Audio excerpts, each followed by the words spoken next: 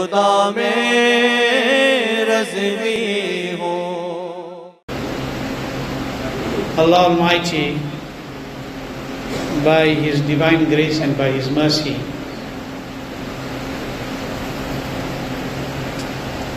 has granted man all the faculties that he requires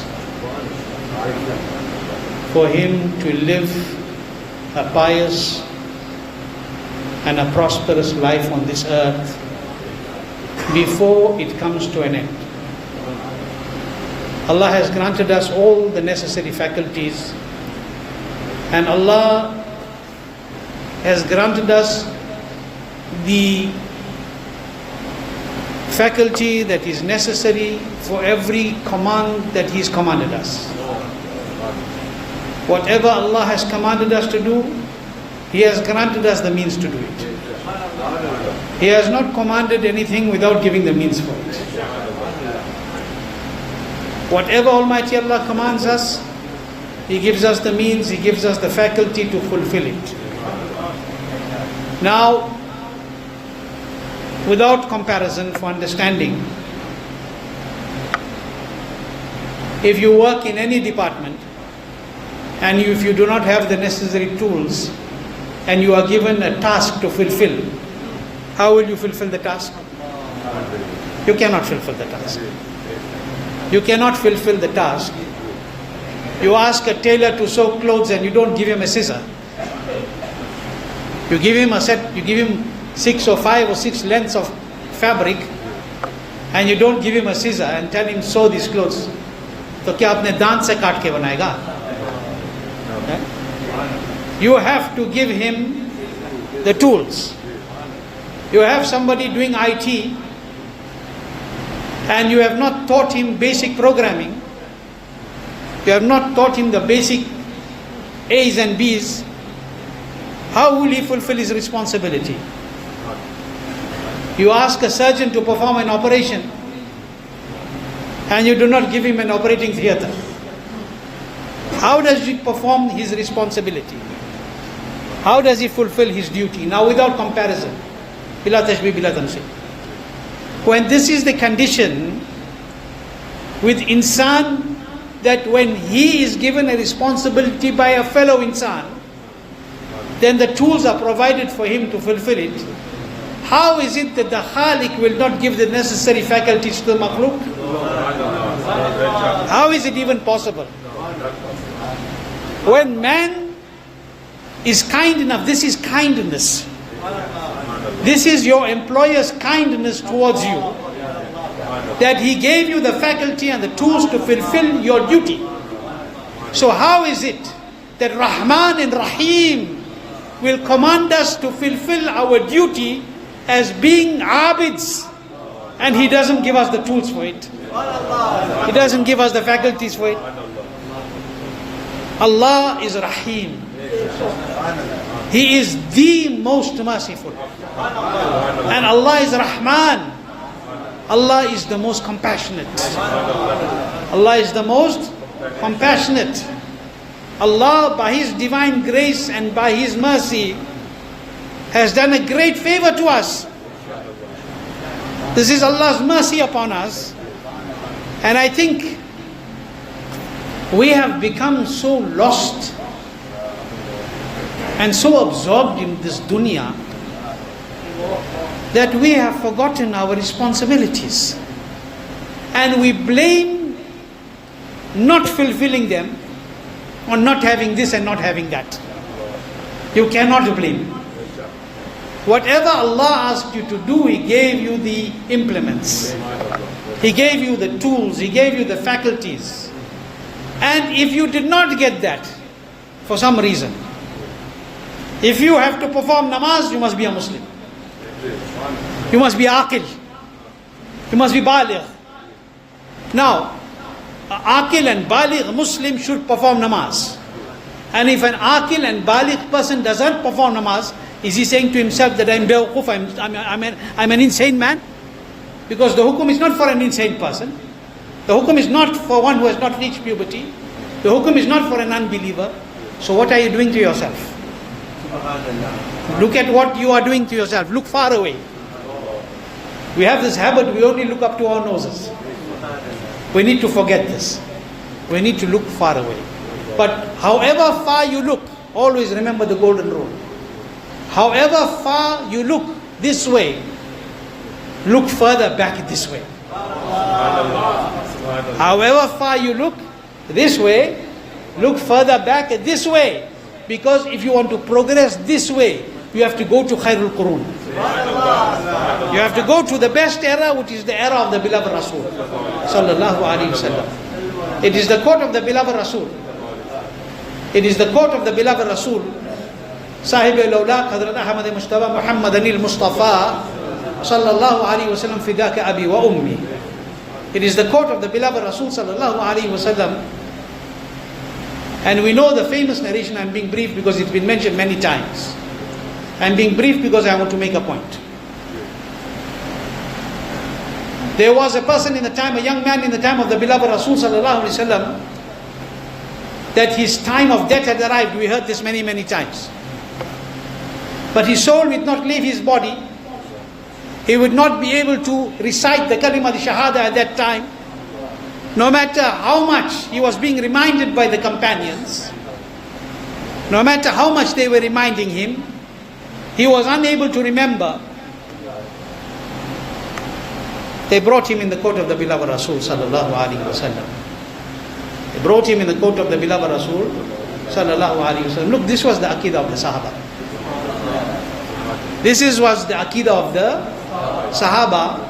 They are reminding him to read. And always remember, when you remind a person who is in Sakarat, when he's on the last stages of his life, when you remind him to read the kalima, don't tell him, read kalima. This is incorrect. You read and let him remind, because if you say read and he refuses at that time, it's destructive. So don't tell him read. You read, he will follow you after that. Okay? So, they brought this person in the court of the beloved Rasul Sallallahu Alaihi Wasallam. They were trying to get him to read by reminding him. And he was not being able to read, even if he tried. It was not happening. When the Sahaba Ikram found that that was not happening, there were many of them. They did not say, an example, whether they were 2 or they were 3 or they were 5 or they were 10. They did not say, कि हम 10 से ये काम नहीं हो रहा, फिर कौन कर पाएगा? They didn't say, we can't get him and we can't realize why this is happening. They couldn't figure out that why he was unable to do this. They didn't think that because we cannot do this, then nobody can. They brought him in the court of the beloved Rasul Sallallahu Alaihi Wasallam. Why? They brought him in that court because they knew that what we cannot see, he can see. Because this is that Nabi Sallallahu Alaihi Wasallam who is the master of our hearts. He is the master of our souls. This is the Aqidah of the Ahl Sunnah, that when our Khaja can see, and when our Ghaus can see, and when our Murshid can see, then why can't the Murshid of the entire Kainat, Muhammadur Rasulullah Sallallahu Alaihi Wasallam, not see? Everybody who sees, and let me tell you, everybody who sees physically or spiritually, he sees because the Nabi sees. He sees because the Nabi sees. This hand of ours that works, it works because of the sadaqah of the hand of Rasulullah Sallallahu Alaihi Wasallam. So they brought him in the court of the beloved Rasul Sallallahu Alaihi Wasallam. And they said, Ya Rasulullah, this is the predicament. We don't know why. We don't know what the problem is. The beloved Nabi Kareem Sallallahu Alaihi Wasallam said, call his mother. Call his mother. Listen. Those who don't respect your mothers, listen. You can be the biggest alim, you can be the biggest doctor, you can be the biggest scholar, you can be the biggest lawyer. At the feet of your mother, you are a speck of dust. Learn to humble yourself. Learn to respect your parents. Today when we reach positions of status, we forget the adab of our parents. We forget their value. The beloved Nabi Sallallahu Alaihi Wasallam says, call his mother. And I always say, ask those who don't have mothers. Ask those who don't have fathers. How it feels like when you wish to kiss their hands and you cannot. So they bring him in the court of the beloved Rasul sallallahu alaihi wasallam, and they say, Ya Rasulullah sallallahu alaihi wasallam, this is the predicament, and my Aka Kareem sallallahu alaihi wasallam says, bring his mother. Because it was heard that he used to disrespect his mother. This is a companion in the era of the beloved Rasul sallallahu alaihi wasallam.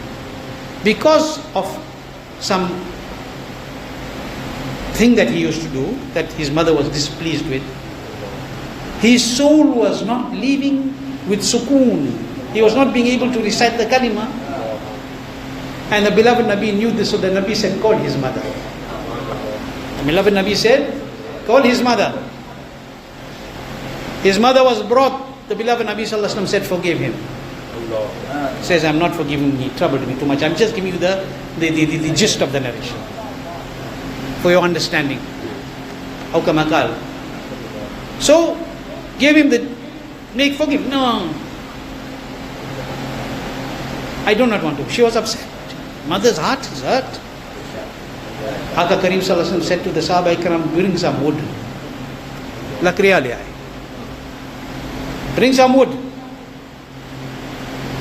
Sahaba Ikram about to bring some wood. The lady says, what do you want wood for? Ya Rasulullah. Said, if you can't forgive him, better I burn him alive. At least in that way everything will be finished. She said, Ya Rasulullah, please, I forgive my child. Ya Rasulullah sallallahu alaihi wasallam, I forgive him, please don't burn my child. Ya Rasulullah, don't give my child any taklif. The moment the mother said, I forgive, kalima on the lips and the soul leaves the body. But this was the mercy of the mother. And I'm going to go somewhere else with this. This is the mercy of the mother. This is the kindness of the mother towards her child. But this is the mercy of Rahmatul Lil Alameen. That she was brought. That his soul left in this manner. He left the dunya after his mother forgiving him. But this is the mercy of the mother. Now let me take you back into the court of Rasulullah sallallahu alaihi wasallam. Go back 1444 years. Go back into the golden era. Hazrat Sayyidina Umar Farooq radiallahu anh says that once some captives after a battle were brought into the majestic court of the beloved Rasul sallallahu alaihi wasallam. They were brought into the court of the beloved Rasul sallallahu alaihi wasallam, and when they were brought into the court of the beloved Rasul sallallahu alaihi wasallam, amongst them there was this one woman that was just running. What was she doing? She was just running. Captives were brought after war, after battle, and there was this one woman that was just running from one end to the other, and she went on running until suddenly she spotted her baby amongst the captives. She ran towards the baby. She picked the child up. She embraced the child to her chest, and she started to feed the child milk. Now that mother is a captive herself after the battle, but at that time apni fikar nahi hai. She is not interested in herself. She is still looking for her child. She is still looking for her child. And she finds her child. Then she forgets that I'm a captive or anything else. All she remembers is my child. And she takes the child and she holds the child to her chest. And then she starts feeding the milk to the child. The beloved Rasul sallallahu alaihi wasallam, seeing this, Aqaidu Alam Noori Mujassam sallallahu alaihi wasallam says to the Sahaba Ikram that, can you even imagine this woman allowing her child to be thrown into a fire? Can you imagine this woman throwing her own child, who she loves so much, into a fire? Those that were present, the Sahaba Ikram, they responded. They said, by Allah. By Allah. She will use all her power and all her strength to make sure that she doesn't throw her child into the fire, or anybody else throws a child into the fire. She will use all her power. This is her mercy on her child. This is her kindness. Nabi Akram Noori Mujassam sallallahu ta'ala alayhi wasallam said, Allah is more merciful upon His servants. Allah is more merciful upon His servants than the mother is upon her child. This is where I wanted to bring you. Allah is more merciful upon His servants than a mother is upon his child. How merciful is Almighty Allah upon us. How often do we think about the mercy of Allah? Every time that you look at something, it is the mercy of Allah. Look at something good. Every time you raise your hand, not to raise this hand against your parents. When you raise your hand to lift up the Quran. When you raise your hand to make takbir tahrima. When you raise your hand to give in the way of Allah. Then every time you raise your hand, this is the mercy of Allah. Every time you take a step, this is the mercy of Allah. How much and how many times in a day? I want you and I to ask ourselves a question. In 24 hours, how many times in a day do we make shukr to Allah for His mercy? That is one reason why we have been given this 5 salah. 5 times in a day, you have the chance to say Alhamdulillahi Rabbil Alameen in every rak'at. Subhana Rabbiyal A'la, Subhana Rabbiyal Azim. You have the chance to make the tasbih and the takbir and to remember Allah. But even that if we don't do, then kya hal hoga? What is going to be our state? What is going to be our condition? Think about the mercy of Allah. How merciful is Almighty Allah upon us, that He has blessed us with being the ummah of Rasulullah sallallahu alaihi wasallam. Talking about Allah's mercy. Talking about Allah's mercy. How merciful is Allah upon us, that He blessed us with being the ummah of Rasulullah sallallahu alaihi wasallam. How merciful is Allah upon us, that He gave us that Nabi who is rahmatul lil alameen. How merciful is Allah upon us, that He gave us such a merciful Nabi, कि Allah क्या जहन्नम अब भी न सर्द होगा रो रो के मुस्तफा ने दरिया बहा दिए. Who wept the entire night for us. Why? So that we may enter Jannatul Firdaus, so that we may be saved from the fire of hell. How merciful is Almighty Allah upon us, that He gave us one night that is greater than 1,000 months. How merciful is Allah upon us, that He gave us one night that is greater than 1,000 months. How merciful Allah is upon us, that He gave us one night that where He directs His special mercy towards the first sky of the earth and showers His mercy upon all those who ask His forgiveness. That night is coming, Shab-e Bara'at. How merciful is Almighty Allah upon us, that He gave us by His divine grace and His mercy a month in which we are able to purify our souls, our hearts, our physical selves, and also we are able to purify our wealth. How merciful is Allah upon us that He gave us the month of Ramadan. How merciful is Allah upon us that He gave us all this. But why did Allah give us all this? This is the question. Why did Allah give us all this? Why is He so merciful upon us? Look at the guna that we make. Come on, look around in our homes. Look at ourselves. Look at our own weaknesses. Look at our children. Look at our communities.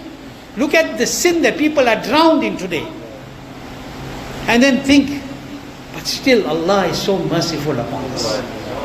Allah is still merciful upon us. Why? He is Allah. He is Rahman. He is Rahim. He is Sattar. He is Ghaffar. But don't forget He is Jabbar and Qahar also.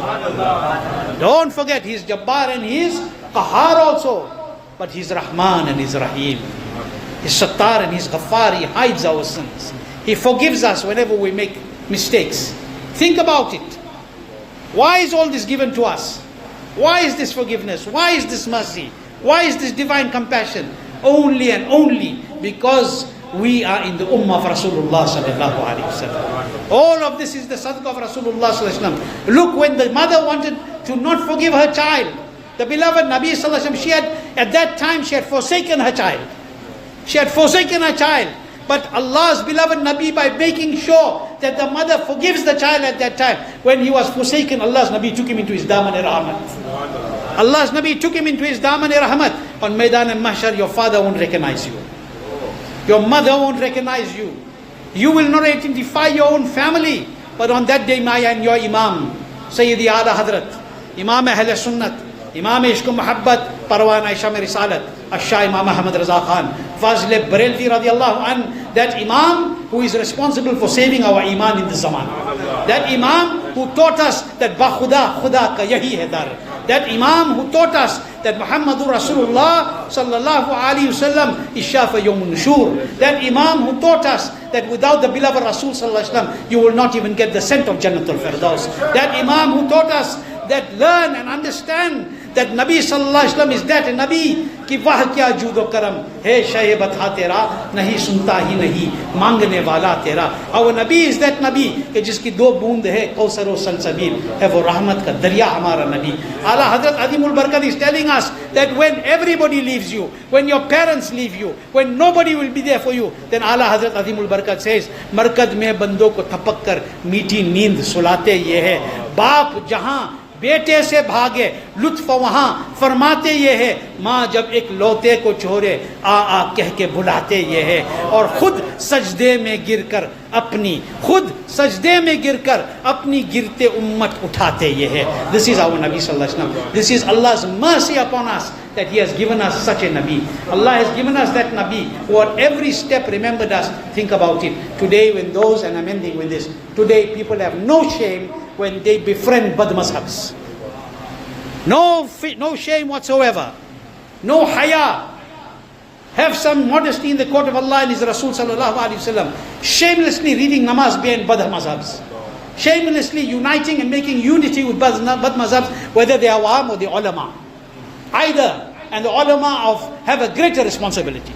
Because if you do it, you are misleading the ummah of Rasulullah sallallahu alaihi wasallam. We have a responsibility to protect the ummah of the beloved Rasul sallallahu alaihi wasallam, to protect the iman of the Muslims. And if we allow the Muslims to go into the hands of the enemy, tomorrow on the day of Qiyamah, you will see the condition. Tomorrow we will understand what will happen. This biggest and the most detrimental and the most harmful movement that is happening now is the movement of Sulh Kulliyat. Ye bhi theek hai, wo bhi theek hai. And not only that, they say, no, we don't sit with them. But you pity those who are with them. You support those who are with them. These are the agents of unholy unity. Protect your iman. Protect your iman. Hold firm to Rasul Pak sallallahu alaihi wasallam. And then the mercy of Allah will descend upon you. It will descend upon us. Keep this in our hearts and our minds. This is what Imam Ahl Sunnah taught us. This is the month of the pious servants of Allah. This is the month of the beloved Nabi. He said, Shaban is my month. This is the month of the Nabi. This is the month to change our lives if we are making mistakes. This is the time to rectify ourselves. Why? Shaban is the gateway to Ramadan. Before Ramadan al-Mubarak comes, prepare yourself. Prepare yourself. And don't say, I'm going to go and read namaz in that there. Because it's got better air conditioning system. Because it got this. Because it got that. If you're going to run for that cooling system now, on the day of Qiyamah, you will see the natural heating system from the court of Allah. Then you will see from the divine court of Allah. And if you forsake that, for the sake of Allah now, for haqq, then on that day you will see the coolness of the Daman Mustafa sallallahu alaihi wasallam. You will see the coolness of the mercy of Rasulullah sallallahu alaihi wasallam. So please, Ramadan is coming. Don't go and read namaz behind bad mazhabs. And those Sunnis, if there are any trustees that are here from other masajis or committee members, go and tell your committees I said. Don't keep Wahhabi huffaz. Do not keep bad mazhab huffaz. Musalmanों की नमाजों को तबाह कर रहे हैं. Put Sunni Sahihul Aqida huffaz और देखो कि मुशर्राए दारी है उसकी. Look at all these things before you put somebody on the musalla. And before anybody takes the musalla, always remember you are carrying the weight of this entire jama'at. Are you prepared to answer for that on the day of Qiyamah when you do wrong? These are things we need to think about. Don't go, I'm telling you this from beforehand. People go and read behind bad mazhabs, he got a nice voice. He got a nice voice. So kya hua? Nabi sallallahu alaihi wasallam said, it's hadith sharif, there'll come a nation that will read the Quran so beautifully, but it will not pass down their throats. It will not pass down their throats. What was the sign? That they will carry their beds on their backs and they wear their pants close to their knees. Go and look. Go and look. Nabi sallallahu alaihi wasallam said, if they become ill, do not visit them. If they die, do not go to their janazah. Do not read with them and do not read behind them. Do not read with them or do not read behind them. Do not read over them. Iyyakum wa iyyahum. Keep away from them and keep them away from you. Why? Because they will plunge into fitna. What did the Nabi say? What did the hadith say about them? These are those people that they have come out of deen like an arrow passes by the game. It will not come back again. Okay, so don't, I'm warning you, and this is my responsibility. I'm warning myself, I'm warning you. If you still do it after that, you are responsible on the day of Qiyamah. Okay, so keep this in mind. The month of Ramadan is going to come very soon. Keep this in mind. And even people you hear, they say, we go, but what are we going to do? Friends are going there, so we want to go there. When your friends are going to drag you into Jahannam, you're going to go with them? Did you not see what happens to sheep? They all think that everybody's running in one direction. They're not realizing they're running under the knife. Pata hi nahi chalta. Only when get to the knife, then they come to know. So protect yourself. Save yourself, save your children's iman. This is important. Allah keep us with iman. Let us leave this world with iman. Those who are ill in our community, Allah grant them shifa, kamil, sayyata, ajil. Those that have passed away in Ahlul Sunnah, Allah exalt them in Jannah name. Special dua for Hazrat Maulana Sayyid Muhammad Hussain. May Allah subhanahu wa ta'ala exalt him in Jannah al-Firdaus. Sayyid Muhammad Hussain used to be in Sunni Razvi Center in the early days. And he married in Bareilly Sharif, the granddaughter of Hazrat Mufti Afthab. And just a few days ago, he passed away in South Africa while he was here. So Allah exalt him in Jannah al-Firdaus. Allah give his family sabr jameel. And may Allah subhanahu wa ta'ala make maghfirat for all those who are in our community and the Ahlul Sunnah. Allah have mercy on the Muslims of Turkey and the Muslims of Syria, the Muslims of Palestine, the Sunni Sahih Muslims all over there. We also make dua that Allah grant shifa to all those who are ill, especially